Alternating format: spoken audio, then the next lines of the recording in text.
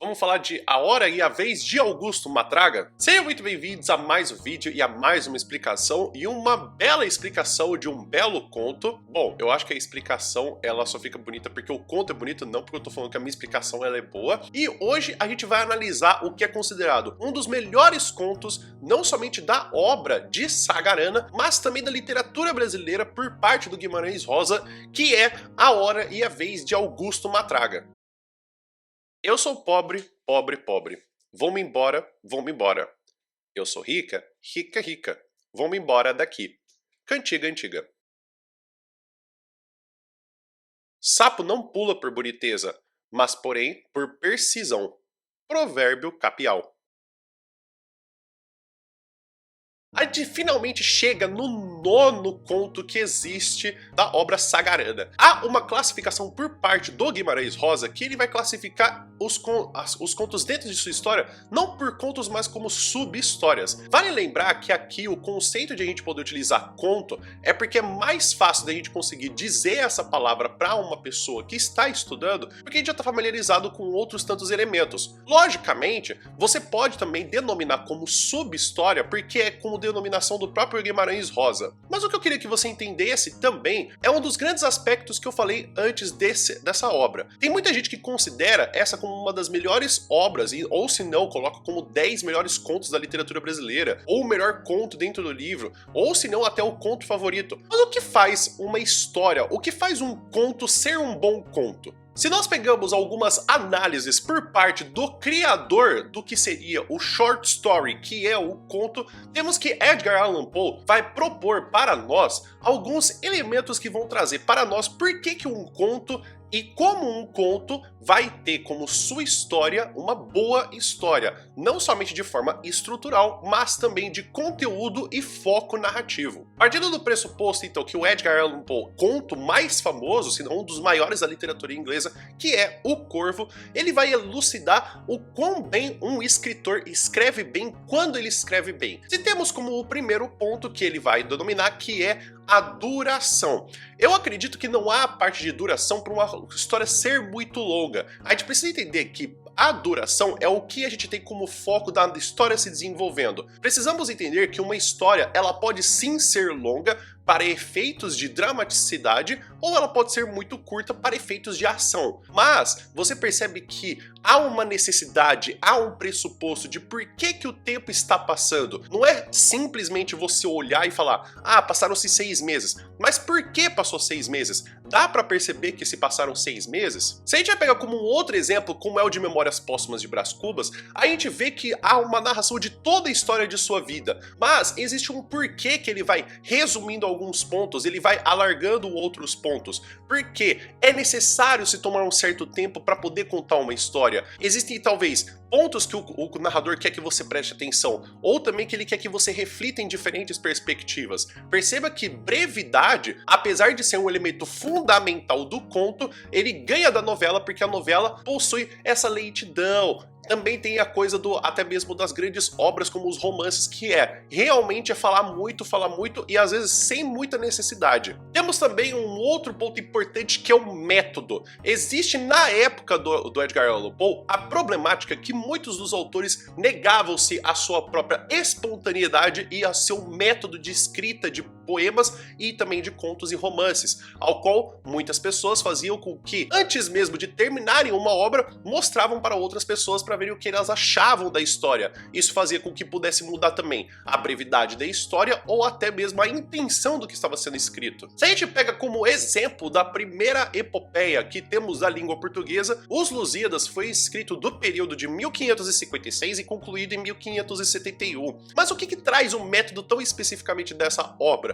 Que é nada mais nada menos a ter sido escrita em poemas, também emparelhado com estrofes que vamos ter no estilo de AB, AB, ABCC, e também com as suas rimas sendo feitas em 8 versos, com também os versos sendo em decassílabos, ou também chamado de versos heróicos, ao qual nós vamos ter a ênfase da tonalidade na sexta e na 10ª sílaba poética dos versos. E ainda que dentro disso a gente tem essa duração não só da escrita, mas o método que foi escrito, a gente vai ver que se explora aqui a máxima de que as limitações que há dentro de uma escrita mostram justamente como que um narrador ou como que um escritor pode escrever tão bem. Então aqui o que eu tô querendo mostrar para vocês é que temos uma obra que demorou tantos anos para ser escrita e que inclusive a sua forma de escrita não é simples, porque não somente tem a problemática de como se vai rimar, como se vai organizar e a história que se vai contar, que a gente vai ter até hoje sendo estudado, não porque é a primeira epopeia, mas o estilo e o jeito que foi escrito.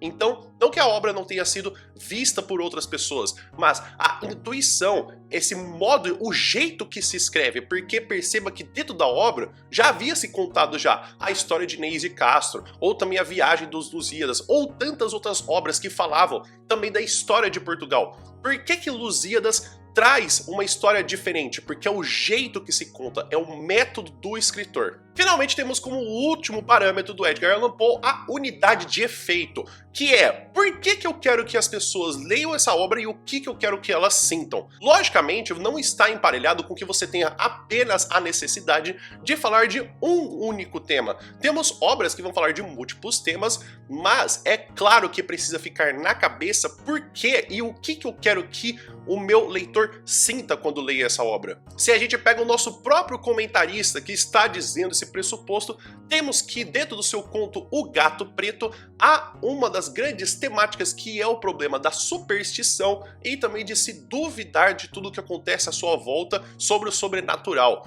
Então há uma intenção de se prender a pessoa pelo limite que você não consegue explicar mais do que você consegue explicar também, mostrando e deixando para o leitor. Será que você consegue dizer se essa história ela é real ou não é? Apesar de dessa unidade de efeito ela fazer muito sentido, há também um outro problema, que é, dentro da unidade de efeito, o próprio Edgar Allan Poe fala que você precisa ter uma erradicação de uma mulher bonita, ou seja, a morte de uma mulher bonita. Se a gente vai analisar todos os outros contos que eu falei aqui, como eu falei de Memórias Póstumas de Brás Cubas, que eu falei dos Lusíadas e que eu falei também aqui do Gato Preto, há sim a morte de uma mulher bonita. Tanto nos Lusíadas, que a gente tem que para poder se resgatar os Lusíadas, devia se escolher entre o amor da vida do Camões e também a sua obra, ou quando a gente tem Memórias Póstumas de Brás Cubas, que o próprio Brás Cubas morre sem poder ter o seu amor da sua vida, e o Edgar Allan Poe, que em toda a sua vida tem como grande temática a morte de Eliza Poe, e também a perca de outras mulheres, tal como, por exemplo, a mãe dele que ele tinha, não sua mãe específica, mas a mãe do próprio Edgar Allan Poe. Faz muito sentido nisso quando a gente for analisar também a hora e a vez de Augusto Matraga. Mas eu quero que você entenda que, apesar disso ser uma visão um pouco mais acadêmica e estrutural, há uma problemática também do que o Edgar Allan Poe apresentou. Por quê? Muitas pessoas acham que talvez essa escrita e essa idealização que ele colocou da estrutura era mais como uma forma de ser uma paródia ou se não até mesmo uma enganação do que de fato era totalmente verídico. Então aqui eu tô querendo colocar mais pra gente poder ter uma visão geral, e não porque tem que seguir essas regras. Apesar de que algumas regras batem, não significa que você não possa gostar de uma história muito boa e que não siga essas regras. Você precisa lembrar mais uma vez que o professor aqui, o filme favorito dele é Rei Leão. Se eu forçar muito a barra, encaixa aqui nas unidades de efeito. Mas assim, sempre releva, sempre você concorde com o que eu tô falando, mas fica assim, ó, será que ele tá falando a verdade? Eu acho que eu tenho que duvidar desse cara aí. E eu acho que é tão importante a gente analisar essa unidade de efeito, porque nas próprias palavras do Guimarães Rosa, temos que é a história mais séria, de certo modo síntese e chave de todas as outras. Não falarei sobre o seu conteúdo, quanto à forma representada pra mim, vitória íntima, pois desde o começo do livro, o seu estilo era o que eu procurava descobrir. Ou seja, se você leu todos os outros contos do Sagarana, ou você está chegando e esse é o primeiro conto que você vai encontrar, isso aqui é o que, em todo o seu projeto literário, ele queria atingir o leitor. Mais uma vez aqui vamos ter que lidar com tantas outras temáticas e modos de escrita que aconteceram-se com grande foco ou com menos foco em outros contos, mas de forma muito curiosa, dentro de tantas poucas páginas que a gente tem como é a história do conto de A Hora e a Vez de Augusto Matraga, que tem 44 páginas, vamos encontrar que ele fala não somente do clientismo e do mandismo, que são essas relações sociais as quais temos de uma pessoa com poder, seja político, econômico ou até de força, para poder mandar nas outras pessoas, e essa ideia e também o ponto de vista de uma perspectiva de uma vida sofrida de quem tem que obedecer. Temos a descrição do sertão mineiro, falando da fauna, da flora, levando termos que vão falando dessa vida de regionalismo para a gente poder identificar e também conseguir se relacionar com onde estão as personagens,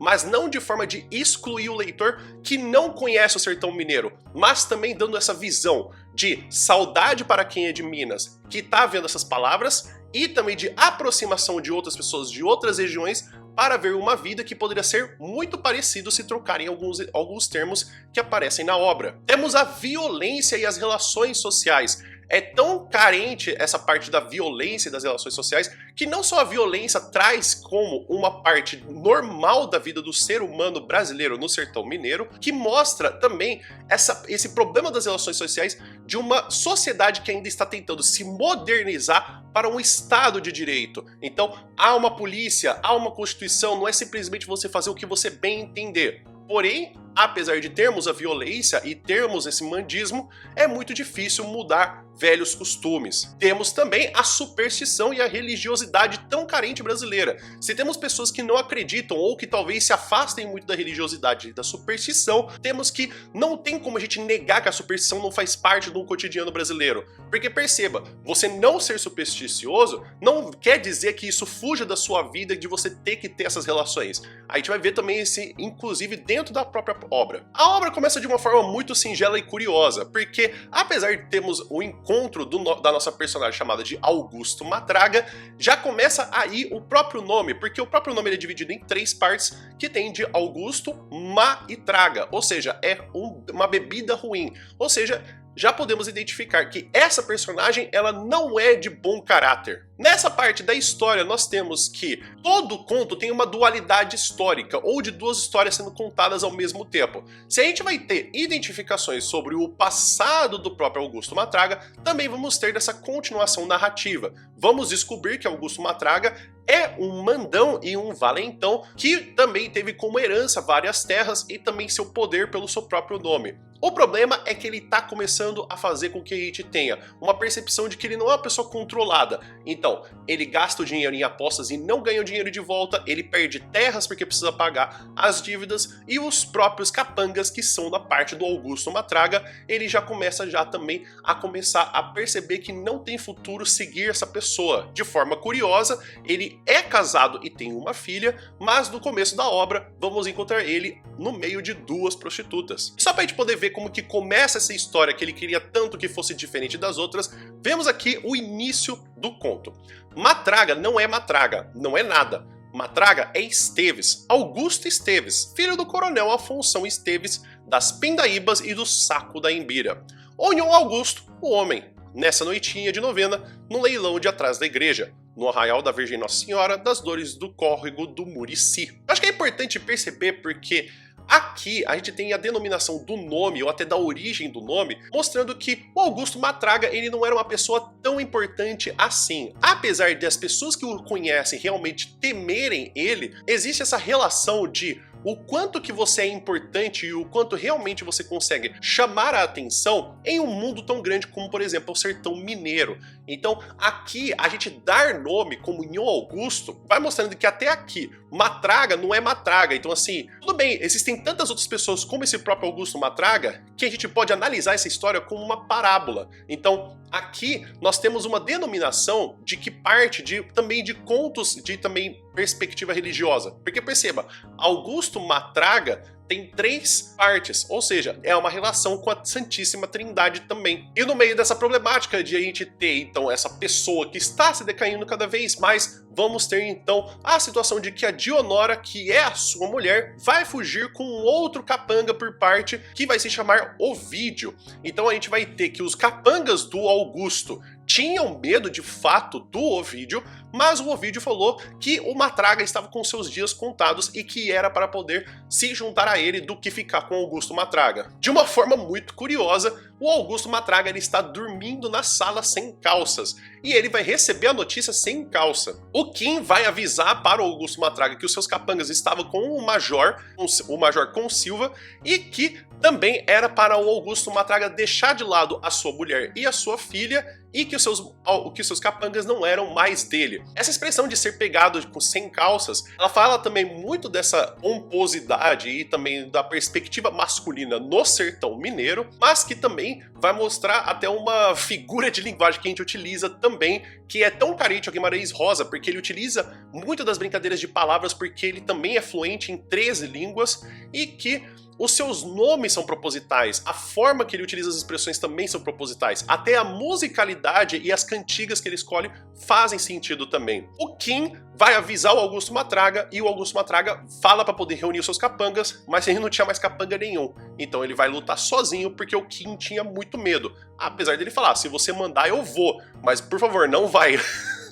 E pra gente poder perceber então como que o Kim traz notícias para o Augusto Matraga, vamos ver aqui ele conversando com o Matraga. Cachorrada, só de pique. Onde é que eles estão? Indo de mudados pra chácara do Major. Major de borra, só de pique porque era inimigo do meu pai. Vou lá. Mal em mim não veja meu patrão e o Augusto, mas todos no lugar estão falando que o senhor não possui mais nada, que perdeu suas fazendas e riquezas e que vai ficar pobre no já. E estão conversando. O Major mais outros grandes querendo pegar o senhor à traição. E estão espalhando. O senhor deu perdão pra minha boca que eu só falo o que eu preciso. Estão dizendo que o senhor nunca respeitou filha dos outros nem mulher casada. E mais que é que nem cobra má. Que quem vê tem de matar por obrigação. Estou lhe contando pra modo de o senhor não querer facilitar. Carece de achar outros companheiros bons para o senhor não ir sozinho. Eu não, porque eu sou medroso. Eu cá pouco presto, mas se o senhor mandar, também vou junto. Mas em Augusto se mordia, já no meio da sua missa, vermelho e feroz. Montou e galopão teso para trás, rei na cela, enquanto o Kim Recadeiro ia lá dentro, caçar um gole d'água para beber. Assim. Então a gente percebe também esse posicionamento que há por parte do Nhon Augusto de lidar com toda a situação, mas também o Kim trazendo um pouco de noção para isso, porque perceba que, apesar dele ter perdido os capangas, era fácil da gente poder pensar que, tá, então vamos começar uma nova vida. Só que aqui ele fala, não, as pessoas estão com muita raiva de você, eles estão falando que é pra poder te matar na vista. Perceba que mais vezes vão aparecer um elemento de trindade, como temos que, no começo da história, o Augusto Matraga está ao lado de 2 prostitutas e sua família também é montada por 3 elementos, que é nada mais nada menos do que ele, sua mulher e sua esposa. Só que, inclusive, ele não tem essa fama de respeitar nem mulher solteira, nem a própria família, o que é bem pior. E quando ele chega na fazenda do seu major, obviamente era uma emboscada e ele começa a apanhar. O problema é que ele começa a identificar que ele tinha força para poder fazer algo, mas como ele já sabia, os capangas não tinham recebido nenhum dinheiro por parte dele e que dentro do sertão mineiro, quando você tem um momento para você poder descontar sua raiva, você desconta a raiva que você tinha até esquecido. Então ele começa a apanhar e finge que desmaiou para ele continuar apenas ali morto e eles decidirem fazer o que ia fazer com o corpo. O Major decidiu então, vendo o corpo do Augusto Matraga, falar que ele devia ser jogado perto de um barranco por ali, ser marcado e jogado ali.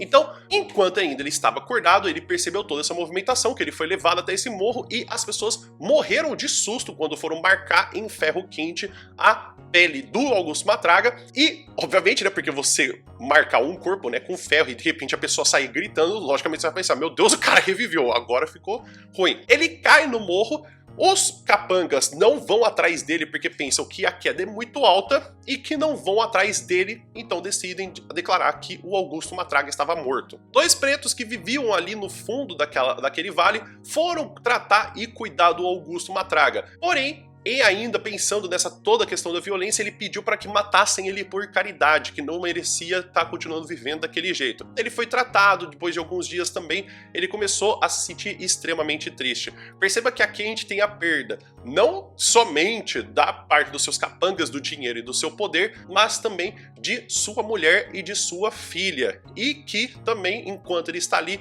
chorando e se recuperando, ele grita e clama pedindo a sua mãe como se fosse um menino abandonado. A preta que cuidava do Augusto Matraga falou que ele precisava apenas rezar que Deus tinha tudo certo para ele. O Augusto Matraga, de forma muito óbvia, ele era uma pessoa que tinha cometido muitos crimes graves e ficou pensando se ele seria perdoado. Ao passo que vamos ter a narração falando que Deus pede a espora pela rédea e não tira o estribo do pé de arrependido nenhum. Então, mesmo que ele tivesse fé e ele pedisse mais fé, Deus sim iria dar mais uma chance para ele, o Augusto Matraga, para ele ter uma nova vida. Ele tinha ganhado uma nova chance e é por isso que agora ele deveria merecer essa chance. Ao passo de que também o preto que cuida também do Augusto Matraga vai falar para ele que cada um tem a sua hora e a sua vez. Você há de ter a sua. E pra gente ver então como que os pretos vão encontrar o Augusto Matraga, vamos ver aqui a narração do estado que eles vão vê-lo. Deus que me perdoe, resmungou a preta, mas esse homem deve ser de ruim feito cascavel barreado em buraco, porque está variando o que faz acontece, e é só braveza de matar e sangrar, e ele chama por Deus, na hora da dor forte, e Deus não atende, nem para um fôlego, assim no desamparo como eu nunca vi. Mas o negro só disse, os outros não vão vir aqui para campear de defunto, porque a pirambeia não tem descida, só dando muita volta por longe. E como tem um bezerro morto na biboca, lá de cima, vão pensar que os urubus vieram por causa do que eles estão pensando. Deitado na esteira, no meio de molambos, no canto escuro da choça de chão de terra, Nhô Augusto, dia depois, quando voltou a ter noção das coisas, viu que tinha as pernas metidas em toscas talas de taboca e acomodadas em regos de telhas, porque a esquerda estava partida em 2 lugares, e a direita num só, mas com ferida aberta. As moscas esvoaçavam e pousavam, e o corpo todo lhe doía, com costelas também partidas, e mais um braço, e um sofrimento de machucadas e cortes e queimadura de marca de ferro, como se o seu pobre corpo tivesse ficado imenso. Mesmo assim, com isso tudo, ele disse a si que era melhor viver. Bebeu mingau, ralo de fubá, e a preta enrolou para ele um cigarro de palha. Em sua procura, não aparecera ninguém. Podia sarar, podia pensar. Então é até curioso como temos também uma referência de todo esse sofrimento que ele passou. Tal qual como temos da história de Jesus Cristo, que também sofreu pelos outros pecados, aqui temos que, diferente da parte da imagem de Jesus Cristo, esse sofrimento não é para os outros seres humanos como uma forma que temos de amor e de carinho, mas que temos como ele pagando seus próprios pecados. Temos essa imagem escura, tal qual como temos também a forma que é enterrado o corpo de Jesus Cristo sendo colocado num local muito escuro. Então esse pensamento, essa elevação espiritual. E também, mais uma vez, a Santíssima Trindade aqui aparecendo como referência de 3, que temos o Nhô Augusto, o preto e a preta, porque não aparece o nome, então é por isso que eles são denominados dessa forma. Conforme ele ia melhorando e ele ia trabalhando mais, ao passo de que ele também trabalhava a mais para poder compensar os seus pecados, ele começa a se decidir então de entrar para essa vida religiosa. Ele começa a lembrar das orações de criança que ele recitava e agora também ele decide que ele vai para uma outra terra com esses pretos que cuidavam dele para poder morar por lá. Ele vai trabalhando com muito afinco e de uma forma muito engraçada e paradoxal, ele fala que ele vai pro céu ou por bem ou por mal e nem se for a porrete. Obviamente que os pretos viam esse comportamento estranho do Augusto Matraga, mas por falta de não querer compreender ou que não precisava compreender, deixavam essa personalidade de santo e também de doido para depois eles poderem entender o que realmente tudo aquilo significava. O Augusto Matraga trabalhava muito, então temos uma narração explicando até mesmo tudo que ele repetia, as condições que ele ia trabalhando também, e que ele pegou esse refrão que o próprio preto havia falado para ele, de que cada um tinha sua hora e a hora dele ia chegar. Trabalhava muito, ajudava quem podia e, inclusive, falava muito pouco também. De uns tempos depois, de 6 anos e meio, que ele continuou trabalhando com essa repetição, vamos ter que ele se encontra o Tião da Teresa, que é alguém que conhecia, inclusive, o Nhô Augusto, porque o mundo é grande, mas a gente precisa lembrar que também o mundo é muito pequeno ao mesmo tempo e o sertão é menor ainda. Vamos ter que ele vai, inclusive, dar notícias da pessoa que ele menos pediu, que era da sua ex-mulher que estava já casada, e a sua filha tinha se perdido pelo mundo porque estava apaixonada por um caixeiro viajante. Obviamente, a gente precisa lembrar que esse abandono da mulher, ele tem também com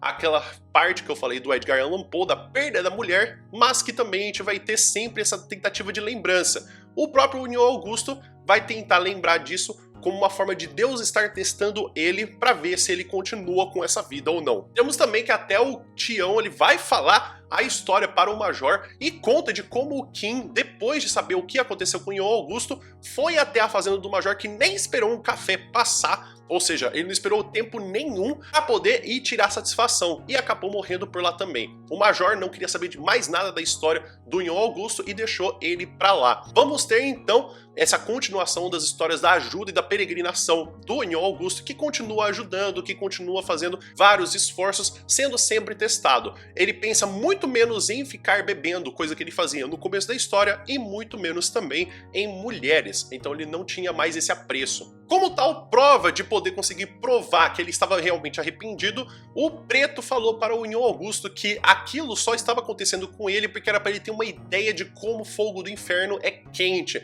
Então ele decidia trabalhar cada vez mais e em um dia 8 capangas aparecem na cidade liderados por um homem chamado Joãozinho Bem Bem. Então a gente vai ter que os capangas eles pedem para poder ficarem hospedados em uma casa, ninguém aceita ou fala que não pode ou não responde, ao passo de que o nosso Nhon Augusto vai aparecer para eles e vai oferecer a casa. O líder fala que ele precisa arranjar ainda casa para os outros capangas, mas ele falou que era para todo mundo ir deitar na casa dele. Obviamente o Jagunço ele fica muito feliz e pergunta se há algum problema, o Nhon Augusto fala que não, então todos eles vão para a casa. O Nhon Augusto depois vai de casa em casa tentando achar do bom e do melhor, alimentando e oferecendo o que podia e também o que não podia para os capangas e os jagunços. Temos também que até mesmo os capangas eles se sentem um pouco desconfortáveis porque pela primeira vez eles mostravam o branco dos olhos para uma pessoa de tão perto, que era o Nhon Augusto cuidando dessas pessoas na sua residência.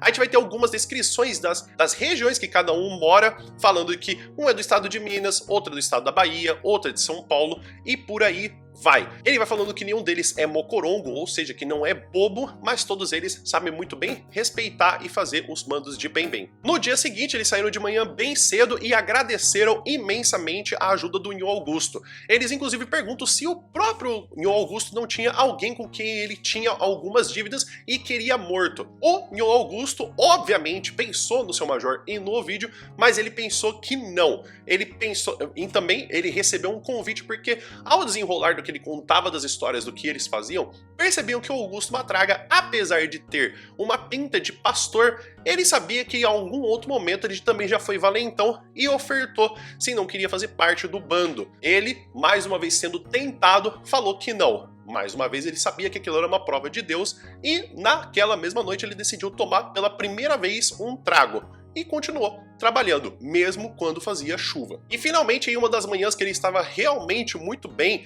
que ele viu os pássaros voando e até mesmo recitava as músicas com muita felicidade, ele decidiu que sua hora e sua vez haviam chegado. Ele decidiu que a casa que ele estava morando ficaria como último terreno para os pretos que cuidavam dele e que ele sairia em sua jornada com um jumento, que é um animal também sagrado, considerando também toda a história da religião católica. Vamos ter que ele vai olhando e achando tudo muito bonito da região ao qual ele vive, vai falando da fauna, da flora e também até das músicas que tem ao seu redor. Muitas das músicas que inclusive são violentas, mas que ele percebe que é uma parte da vida de todo ser humano que haja um pouco de violência. Inclusive, ele encontra um mendigo também cantando uma música boa que conta a sua história falando que ele não queria dinheiro, mas que ele queria comida. Ele acha a história muito comovente, ele ajuda também esse mendigo e continua com a sua peregrinação. O jumentinho, ele, para quem não conhece, ele é um animal meio que de humor. Então, ele vai andando para onde ele quer, se ele quer ir para a esquerda, ele vai para a esquerda, se você quiser ir para a direita, ele continua indo para a esquerda. Então, ele foi pensando como se isso era uma mensagem de Deus falando, bom, a sua jornada vai sendo essa, você vai aceitando, tá bom? E só pra gente ver esse carinho enorme do regionalismo, não como forma de exclusão, como tipo, se você não morou aqui, você não entende, vamos ver a narração do sertão mineiro que o nosso Nhon Augusto viajava. Foram norte afora, na derrota dos criminosos fugidos, dormindo de dia e viajando de noite como cativos amocambados de quilombo a quilombo, para além do Bacupari, do Boqueirão, da Broa, da Vaca e da Vacaria, do Peixe Bravo, dos Tachos, do Tamanduá, da Serra Fria e de todos os muitos arraiais jazentes na reta das léguas, ao pé dos verdes morros e dos morros de cristais brilhantes, entre as varjarias e os cordões de mato, e deixavam de lado moendas e fazendas, e as estradas com cancelas e roçarias e sítios de monjolos, e os currais do Fonseca e a pedra quadrada dos irmãos Trancoso, e mesmo as grandes casas velhas sem gente mais morando, vazias como seus currais, e dormiam nas brenhas, ou sob as árvores da sombra dos caatingas, ou em ranchos de que todos são donos, à beira das lagoas com patos e das lagoas cobertas de mato. atravessaram o Rio das Rãs e o Rio do Sapo, e vieram por picadas penhascosas e sendas de pedregulho, contra as serras azuis e as serras amarelas, sempre.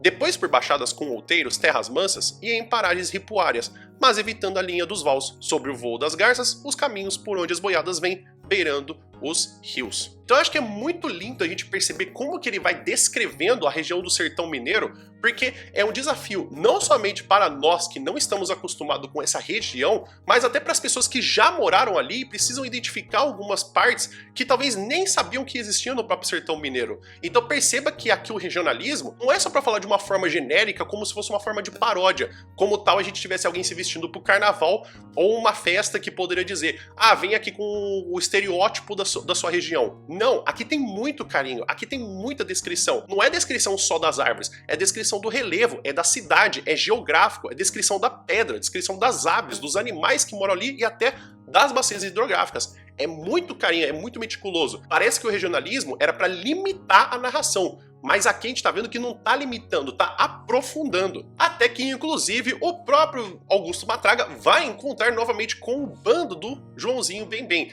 Joãozinho Bem-Bem recepciona o Augusto Matraga, dá pra ele do bom e do melhor, tal qual ele falou que a faria quando reencontrasse com eles. O Augusto Matraga vai dar falta de um dos capangas dele, que é o Juruminho, que antes mesmo dele sair, pediu para que rezasse para a sua irmã, que estava com muitas dores. Então, Joãozinho Bem-Bem vai explicar que nessa situação o que aconteceu é que uma das pessoas matou o Juruminho e saiu fugindo. Segundo as normas e também as regras de capanga, o que ele precisa fazer é matar uma pessoa da família. Porque, para quem mata ou assassina covardemente, se não encontra a pessoa para poder matar, vai matar algum dos membros da família. Nesse meio do momento que o Augusto Matraga decidiu rezar pelo Juruminho, o Bem-Bem chega perto dele e fala que ele reconhece o passado do Augusto Matraga, que apesar de ter toda essa pompa religiosa, que ele sabia muito bem qual era o tipo do Augusto Matraga. Nessa perspectiva a gente vai ver também que o velho aparece ali na fazenda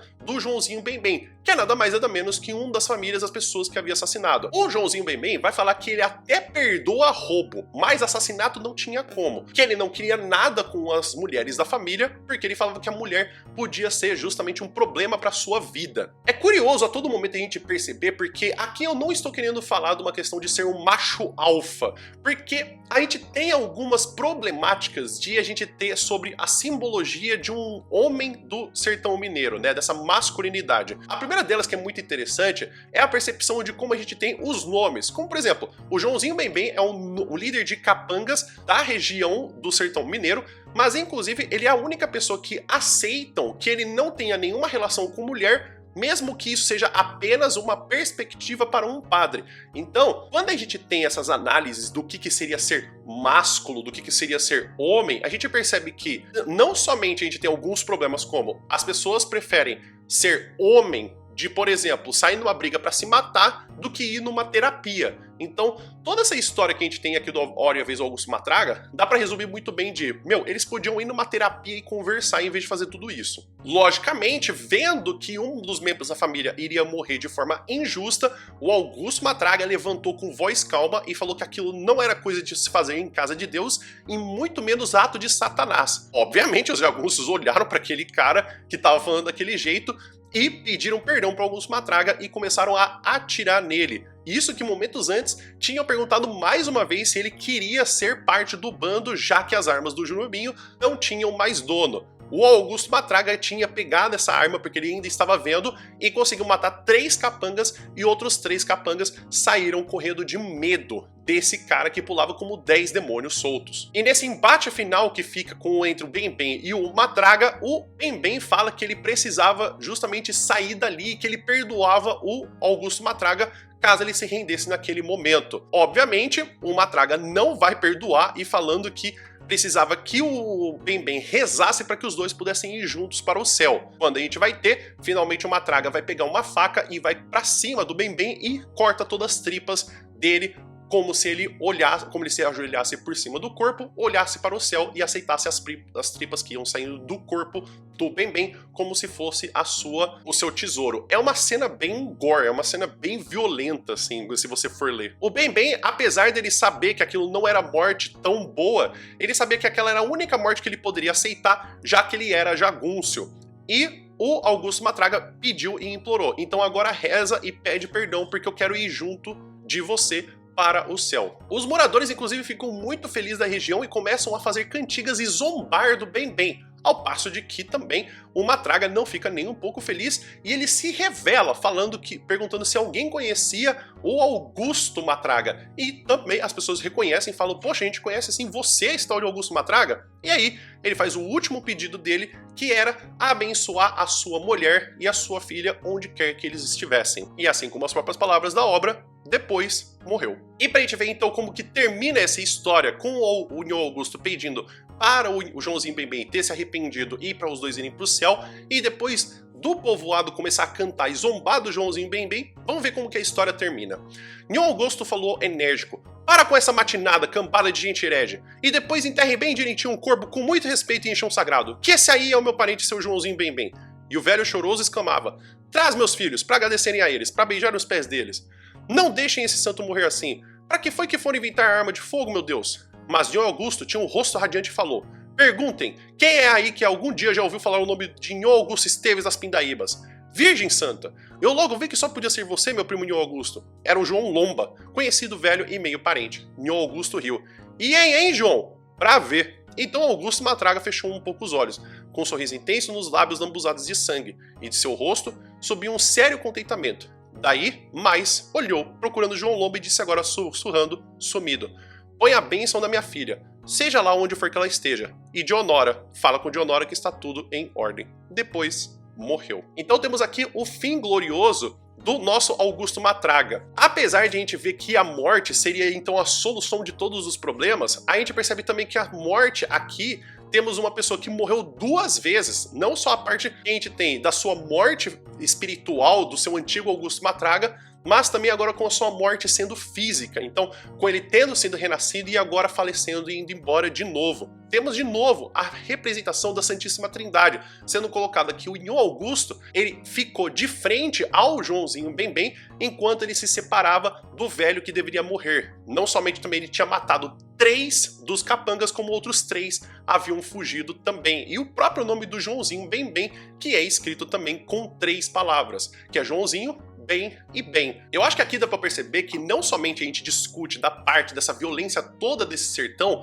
mas como a gente também poderia analisar até outros grandes pontos que seriam, se a gente analisar a parte de, poxa, como que a gente tem tantas discussões para poder se fazer, como arrependimento, a questão da masculinidade, temos também essas relações sociais, o mandismo, o clientismo, temos também tentações. Eu acho que essa obra mostra que não temos somente apenas uma questão de uma obra que a gente pode ler tantas vezes com tantas perspectivas, como também todas essas fazem uma proporção que ela é muito boa. Então assim, o que eu quero dizer é, você precisa considerar essa como uma das melhores obras da literatura brasileira? Você não precisa, mas eu quero que você perceba que, mesmo você não gostando, como por exemplo, eu que não gosto de Clarice Lispector, você ainda pode perceber que tem tanta coisa, tem tanto tema sendo tratado de forma tão excelente, que você tem que falar, cara, eu posso até não gostar, mas eu sei que é importante. Então é isso, pessoal. Espero que vocês tenham entendido, espero que vocês tenham gostado. Essa é a análise que a gente tem, então, do conto A Hora e a Vez de Augusto Matraga, que inclusive também tem outras 2 adaptações de filme. Você ficou com alguma dúvida ou alguma coisa que você gostaria de perguntar? Escreve aqui nos comentários, por gentileza. O vídeo vai ficando por aqui. Muito obrigado por todo mundo que ficou até aqui e eu espero que você tenha um bom dia. E a gente se vê no próximo vídeo. Até mais!